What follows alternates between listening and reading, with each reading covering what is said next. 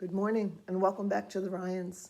It's a little after 11:30 and as you can see, I have the TV on behind me, sitting by my home altar and waiting for daily mass to be live streamed.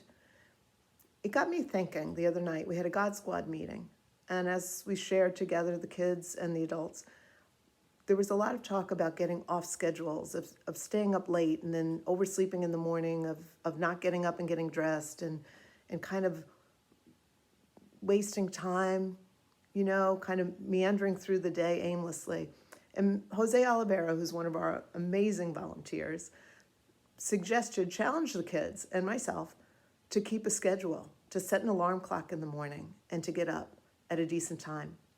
So it got me thinking about a video I'd like to share with you, which is how to structure your day during this pandemic with the new levels of lockdown that we're experiencing. So here goes. 1, set your alarm clock. Maybe not for as early as you would normally get up, but at a decent hour. And get up, get dressed, and make your bed. The start of the day is really important. Offer your day to God with a morning offering, just a simple, Lord, I give you my day. Please spend it with me. Please make me aware of you throughout the day and help me to make this a gift. Okay?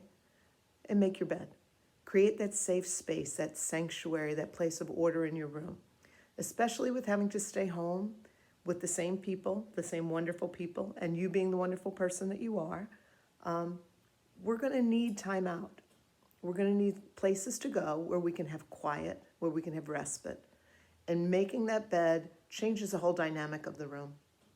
And so during the day, when you need to, you can go there just to sit quietly. You can use it as a prayer space. You can listen to music, you can connect with friends, you can read, but I promise you, it will make it a much more peaceful place if you make that bed in the morning first thing, okay? Next, as you look at your day, consider daily mass.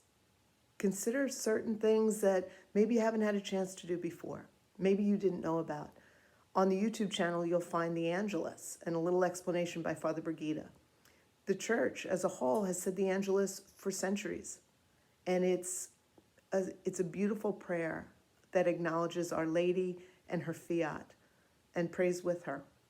So that's done at noon every day. It can also be done at 6 a.m. or 6 p.m. But if you schedule that in, there's an app, and you can go online and find it. It's from the Magnificat.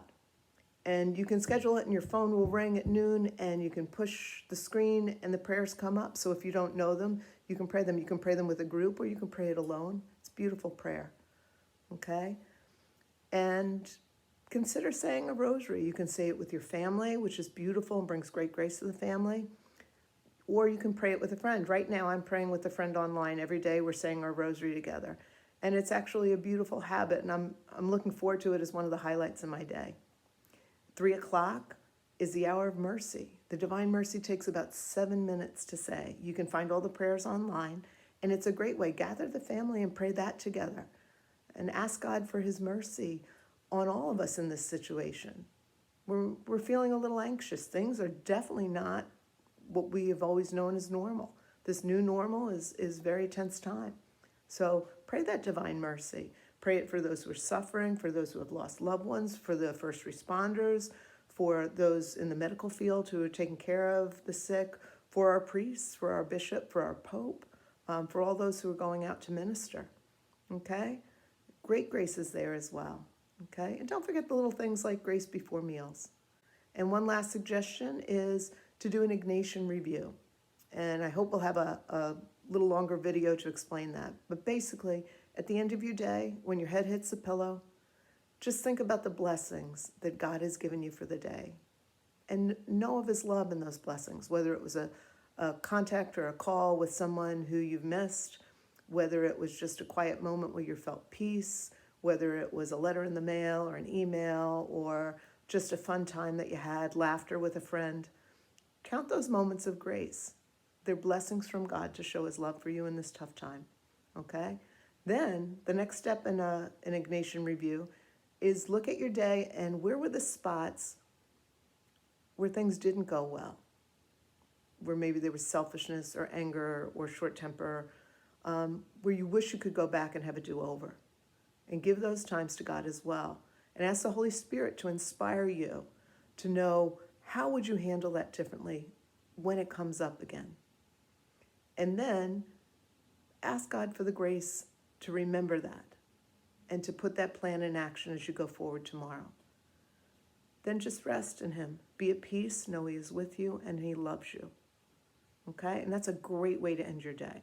Lastly, 3 things. 1, online. There's so much online. There's Netflix, there's movies, there's live streaming, there's religious stuff, there's funny stuff. Don't fast from being online.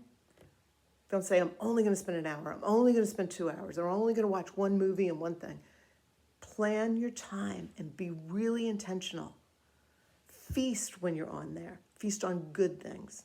Okay? If you're tempted, there's a lot of not so good things. Say 3 Hail Marys, move on. Just say no and move on. But feast on good music. Feed your mind, your heart, and soul on great information. Don't watch too much of the news. A little bit is plenty, okay? Keep in touch with what you need. Find the right station, get your news, and then get off of there. Don't watch it over and over all day long. It just creates greater anxiety, okay? Look for great Catholic movies. Look for great classic movies, okay? There's tons out there. Bishop Robert Barron has a whole list of movies, and you'd be surprised at what's on there. And he goes over and does a review, and he sees the themes of faith and virtue and courage in those movies.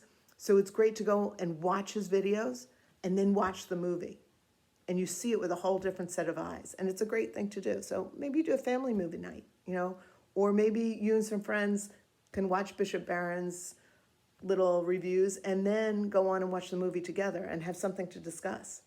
All right? Feed yourself. Lots of good things out there. Lastly, socialize and exercise, okay?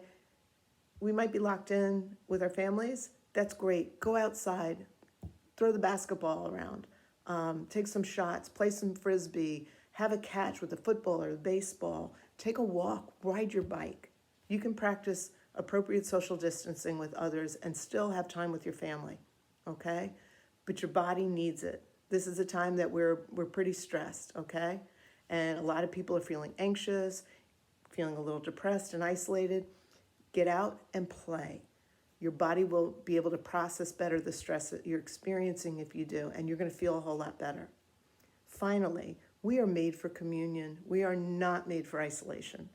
So that's not saying we don't need a little silence with God during the day in prayer. We totally do. But we are made for communion. So go through your contacts list. Reach out to people maybe that you haven't seen in a while. Reconnect with them. You can use FaceTime. You can use Hangout. Our family had a Zoom meeting last night, and it was Mr. Ryan, myself, and our children. Now, Jack couldn't make it. He's a Marine now, and so he has a different schedule. But we're going to check in with him tonight. But otherwise, we were all on the same screen. And it was awkward at first. Everybody was like, oh, I don't know if I like this. But after a very short time, we got comfortable. And it was so great to see everybody and to be able to check in real time and to laugh together and to share stories and to tease each other. So I encourage you, do this with your friends. Do this with your family. Especially some of the concerns that the kids brought up the other night was being isolated from those they love at this point in time. And so it's not sitting in the same room with somebody, but in a way it kind of is. And it's the best that we have right now. And it's really a great experience. So I encourage you, Zoom is very easy to learn and to use. So I encourage you in that way, but there are lots of other ways to do it. So just to recap, structure your day. Get up, get dressed, make your bed. Have that safe sanctuary space where you can go. Then plan your prayer during the day. Add something new for this last 2 weeks in Lent. Maybe it's daily mass, maybe it's rosary with a friend, maybe it's a divine mercy with the family at 3. You choose. There's lots of options. Angelus at noon. Okay? Then make sure you're out and playing. Exercise. Get out there. Do something physical. You'll feel better. And lastly, socialize. Connect with all those people that you love. We're made for communion, not for isolation. Okay? God bless and see you soon.